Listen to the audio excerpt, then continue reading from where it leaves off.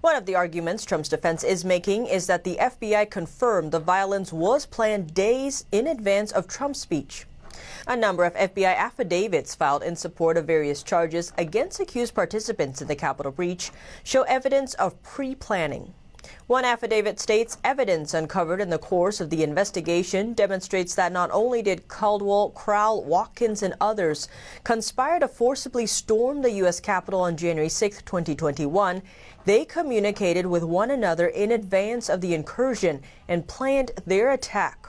Another alleged suspect named Harkrider made statements planning a civil war. Senator Lindsey Graham said recently that parts of the Capitol incident had been coordinated well before Trump's January 6th speech. He said on Fox News at the beginning of the month, there's mounting evidence that the people who came to Washington pre-planned the attack before the president ever spoke. He went on to say, if you open that can of worms, we'll want the FBI to come in and tell us about how people pre-planned this attack and what happened was the security footprint of the Capitol. You open up Pandora's box if you call one witness. And Donald Trump Jr. argued last month if these federal law enforcement agencies had prior knowledge that this was a planned attack, then the President of the United States didn't incite anything.